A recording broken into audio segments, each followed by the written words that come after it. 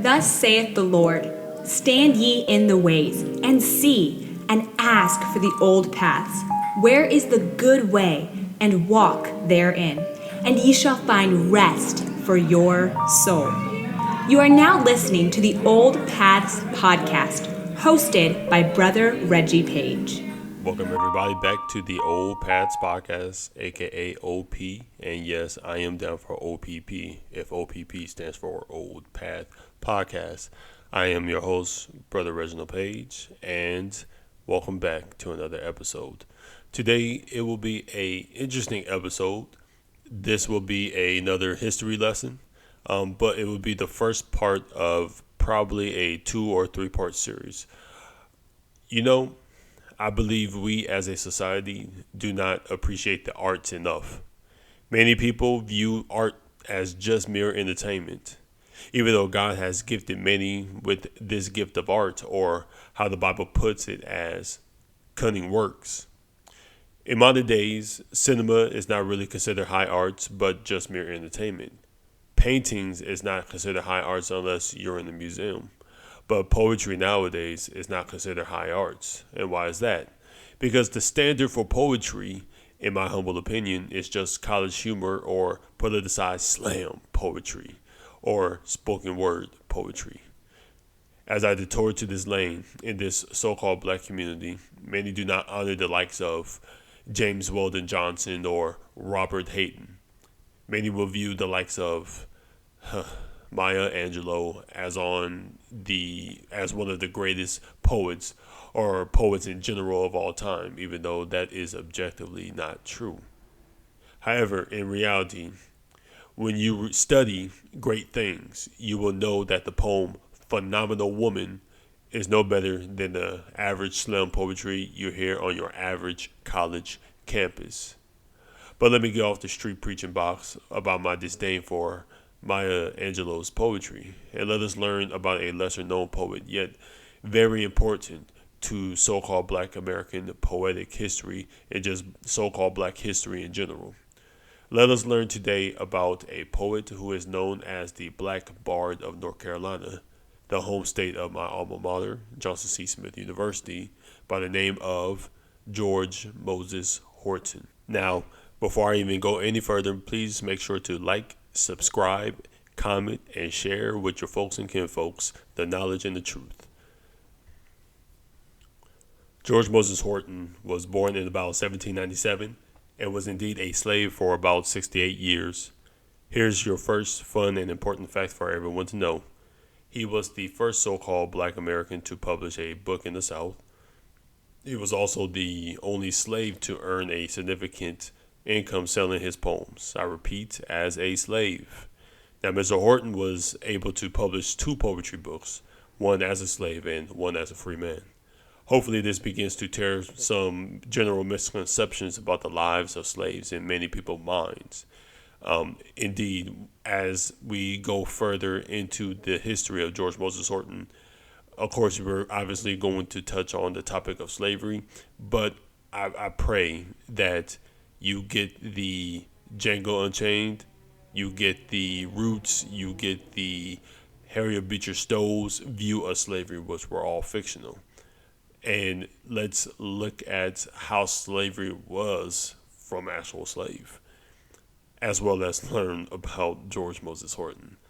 Now, he was born in Northampton County, North Carolina, which was about 4 miles away from the Roanoke River, on a small tobacco farm which was owned by a man named Mr. William Horton. According to his sketch poetry book, The Poetical Works, Moses Horton states that he was the 6th of 10 children by his mother's second husband. Some years later, Master William Horton decided to move from Northampton County, about 100 miles southwest, to Chatham County in 1800. In the next few years, Master Williams increased his land by purchasing more than 400 acres of farm and added wheat and corn to his crops. Mr. George's Horton occupation on the farm was a cowboy for over 10 years, in which he found, and I quote, disagreeable. His passion was in singing lively tunes and hearing people read. Mr. George was determined, similar to Booker T. Washington as a young man, was determined to learn how to read. He found himself a tattered old spelling book and taught himself how to read the alphabets and read usually in the night times outdoors every Sabbath by the fire. Sadly, his attempts to read was usually threatened by the local playboys who teased him for foolishly studying. And even his master, William Horton, tried to discourage him and not forbid him to learn how to read. So again, let me say that slowly. His master tried to discourage him, but he did not forbid him to learn how to read. However, we do learn that Mr. William Horton cared little about his own children's education, even less for his servants.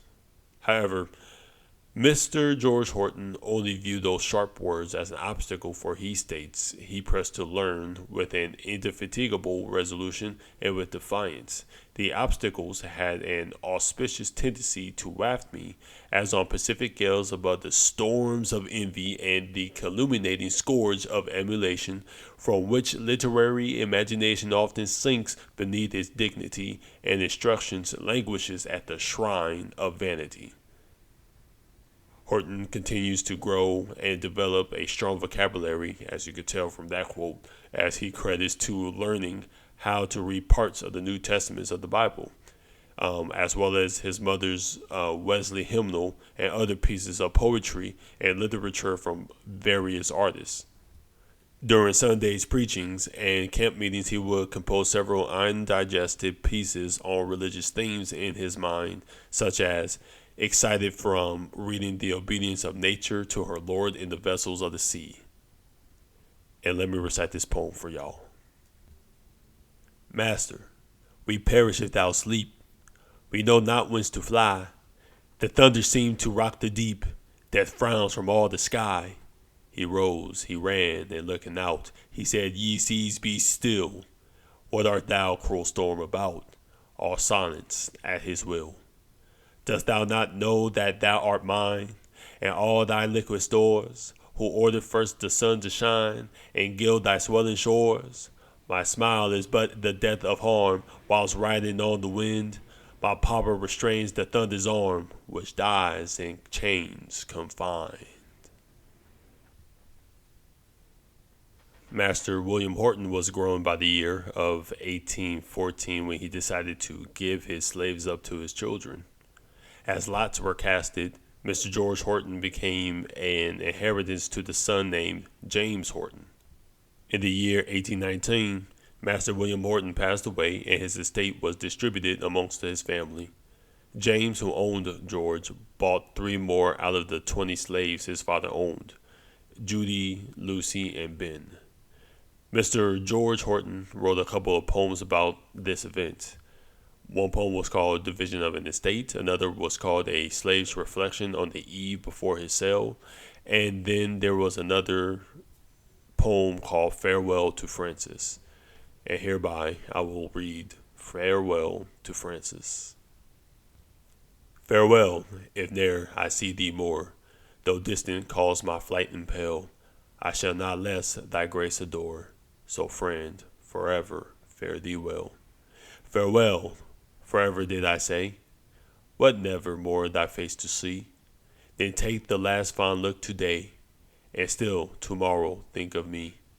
Farewell, alas, the tragic sound has many a tender bosom torn, while desolation spread all around, deserted friendship left to mourn.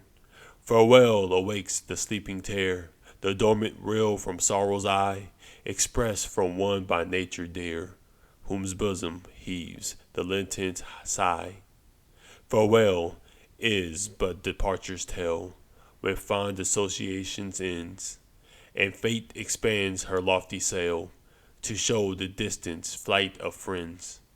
Alas, and if we sure must part, far separated long to dwell, I leave thee with a broken heart, so friend, forever fare thee well. I leave thee, but forget thee never. Words cannot my feeling tell. Fare thee well, and if forever, still forever, fare thee well. Now, if you are thinking about how harsh was his bondage as a slave, the answer seems to be that his treatment in bondage was rather mild based off his writings. First, he reveals few details about his time as a slave, but he also reveals that how much he enjoyed his freedom of movement as a slave.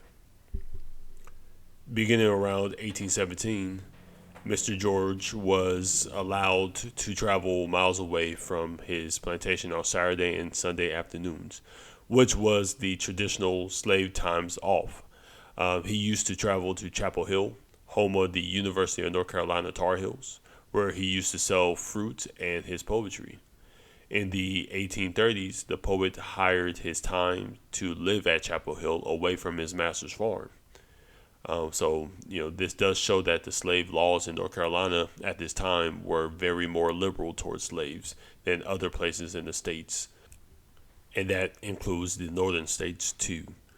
In fact, in 1816, the North Carolinian legislature requested Congress to establish a colony for emancipated slaves in the Pacific coast. But again, that's chasing the rabbit. But George Moses Horton in the 1820s, to backtrack, had a weekly routine of Sabbath walks to Chapel Hill, and it is where he was able to launch his professional career as a poet right there on the university's campus. Now, the rabbit I will chase is the state of the university during the days of George Moses Horton. Now, for those who are not familiar with UNC Chapel Hill, it is one of the most premier colleges, not just in basketball, but also in academics today. Back then, however, during the 1830s and 1820s, the university was on the verge of ruins due to its economic and physical decline. The university was not nearly as beautiful as the University of Virginia's campus, which was founded by Thomas Jefferson, by the way, who helped design that campus to a neoclassical look to its campus and buildings. In contrast, Chapel Hill's campus had an abundance of trees and brick buildings. Pershing Hall and Stewart's Hall were, as I quote, an ugly two-story wooden structure. Concerning student life, George Moses Horton revealed that he disapproved of the pranks that college students would commit. Some of the pranks were this: students putting their slaves on display, the drinking, and etc., etc. You know how college students are. But you can read more of his account of what the state of UNC Chapel Hill was at that time from his first poetry publication in 1829, Hope of Liberty. Another fun fact in this account of the campus life in the early decades of UNC Chapel Hill is supported by other historians' accounts of that time as well. In the antebellum South, public speaking or oratory was a high type of literary arts. Debating and public speaking was encouraged by the Society for Young Men to partake. All UNC Chapel Hill students were required to join one of the oratory societies, which were the dialectic or the philosophic. Now, going back to one of the pranks that the students used for the foolery were them making slaves, i.e. George Moses Horton, speak in public and then critique them. At first, George Moses Horton was proud of his performance, but, as he writes, and I quote, "But I soon found it an object of aversion, and considered myself nothing but a public ignoramus." Soon, Horton hated and forsook the public addresses and began to recite poetry. Because of that, George Moses Horton actually became a favorite amongst the students. Now, I stated that UNC Chapel Hill had a drinking problem like many colleges today. However, by all accounts, this time many students, faculty, and servants would get drunk steadily and heavily, which sadly included George Moses Horton.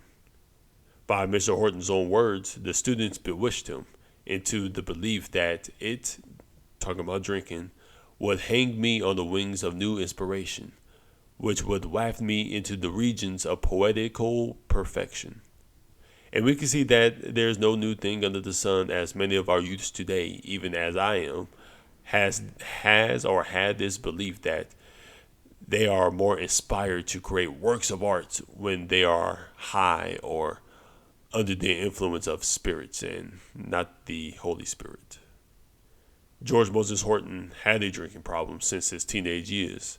His slave masters would drink to work and to reward themselves, and he simply followed their example of drinking.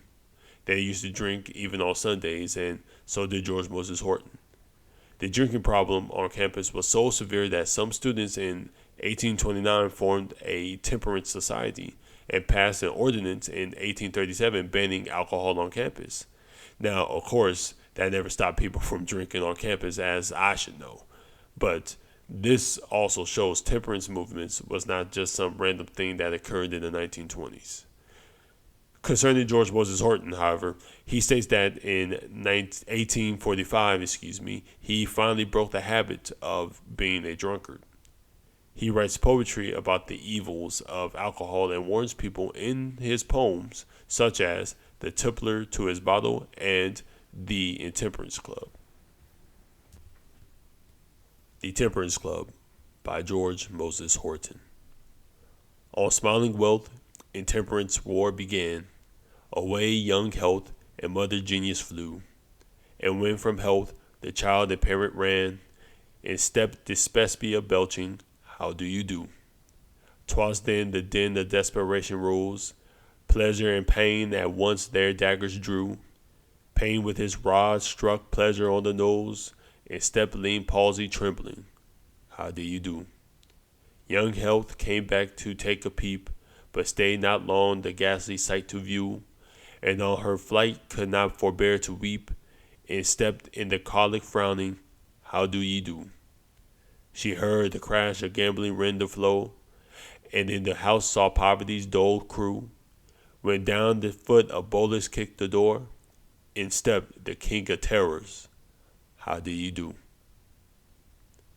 Now when Horton quit and stood up for himself against the orating on demand by students, he began to hone his poetry skills and began to be a part-time poet in residence at Chapel Hill. During the week, he would compose poems in his head, for he didn't know how to write completely until about 1832. And he would also dictate those poems to student buyers on the Sabbath days. He would recall selling love pieces in verse and acrostics on the names of many of the tip-top belles of Virginia, South Carolina, and Georgia for about 25 to 70 cents apiece.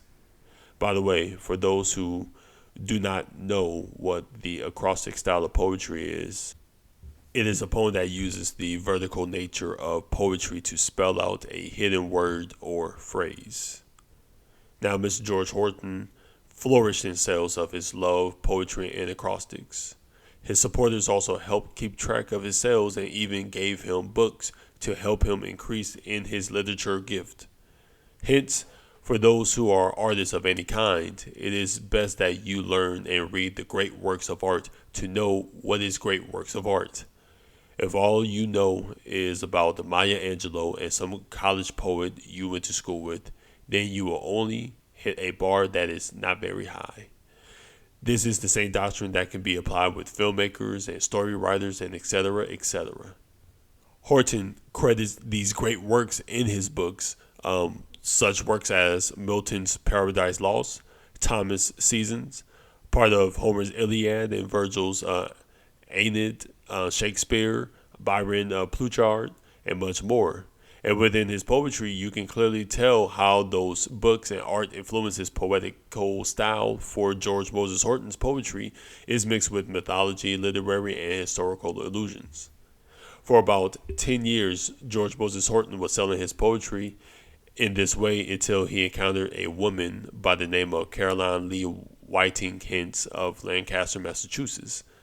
Mrs. Hintz was the husband of a professor of modern languages at the University of Chapel Hill by the name of Nicholas Marcellus Hintz, who taught French. The Hintz couple worked as educators in half a dozen states, while Mrs. Hintz also was a keeper at home with 4 kids and was also a popular and prolific author of poems, plays, romantic novels, and short stories collections. She was also an abolitionist and even writes about her views and shouts out George Moses Horton in her novel Lovell's Folly, which was written in 1833. Horton wrote this about her. I owe much for the correction of many poetical errors. Being a professional poetess herself and a lover of genius, she discovered my little uncultivated talent. Now, she was the lady that edited and wrote down verses he dedicated. She even helped his fame get spread to the northern states of Massachusetts by publishing two of his poems, Liberty and Slavery and On Poetry and Music, in her hometown's newspaper, the Lancaster Gazette. And I will read the poem on liberty and slavery.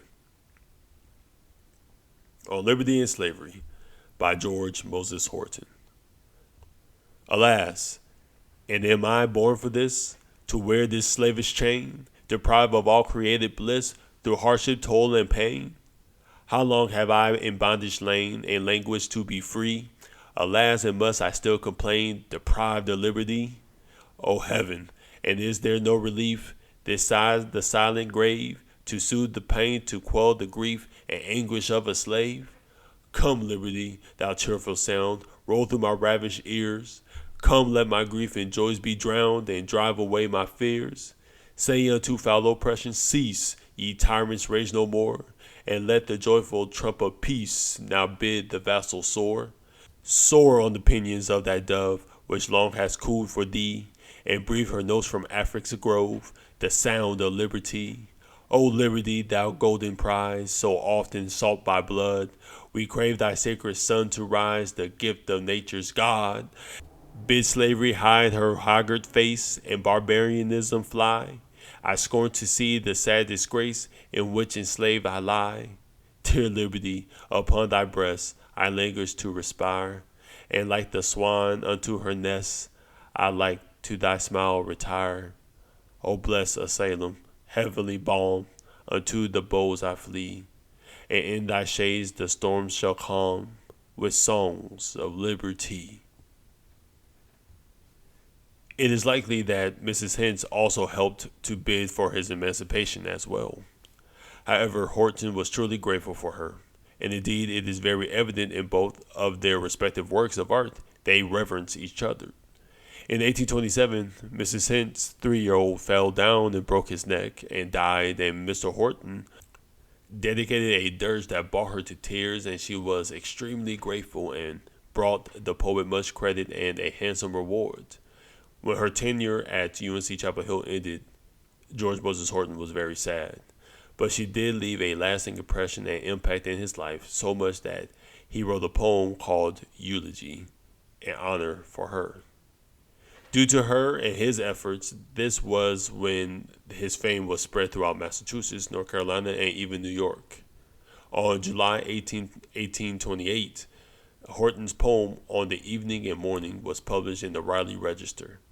On the same date, his other poem called Slavery was published in the New York Freedom Journal, which, fun fact, was the first newspaper in the nation published by so-called black Americans by the names of Reverend Samuel Cornish and John Russwell, for those who would like to do further research on them folks.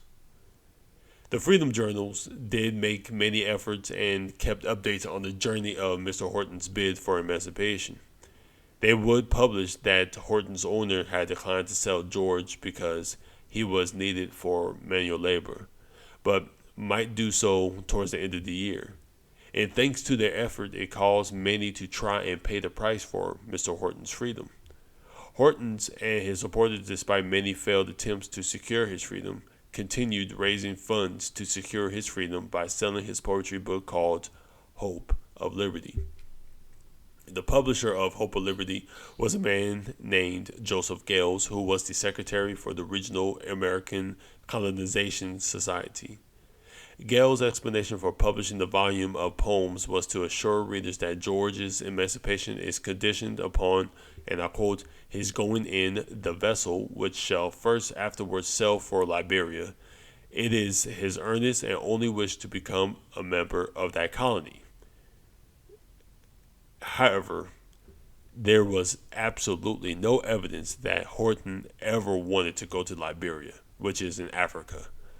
Very much like a lot of slaves who were raised in the South, this notion of them going up and going back to Africa, like Marcus Garvey's doctrine, was looked upon weirdly because most so called black slaves throughout the Americas viewed America as their homes and not Africa. And this was evident in Horton's 1865 poem called My Native Home. My Native Home by George Moses Horton. O liberty, my native land, from thee how can I bear to roam, or leave thy patriotic band, a stranger to my native home? The distant isles aspire to thee, and plough the ocean's brackish foam, a land from despotism free, my birthright and my native home. No, let me die upon thy shore, and freedom flourish o'er my tomb. Heaven grant me Sarah's wing to soar, and leave in peace my native home. Should I sail to some distant plain, where pleasure's laurels fails to bloom, O fortune o'er the stormy main, back waft me to my native home. Though gold and pearls abundant shines, and fortune crown the flowery dome, but fair Columbia, thou art mine, the lot of peace, my native home. When smoke from mortars vein the skies, when thunders from the shattering bomb, oh let me then with safely fly for shelter to my native home. Let this be chaste in my breast, through this and future years to come. My last abode, my final rest, be lodged with thee, my native home. And hey, that's just the lowdown gospel truth. Thank you for joining me, and we'll continue next week with part 2 of the history and life of George Moses Horton, the Black Bard of North Carolina. And if you enjoyed this episode, please do like, comment, and subscribe, and share the knowledge with your folks and kinfolks. And remember, the truth shall make you free. May the God of all knowledge have mercy and peace upon you all. Peace.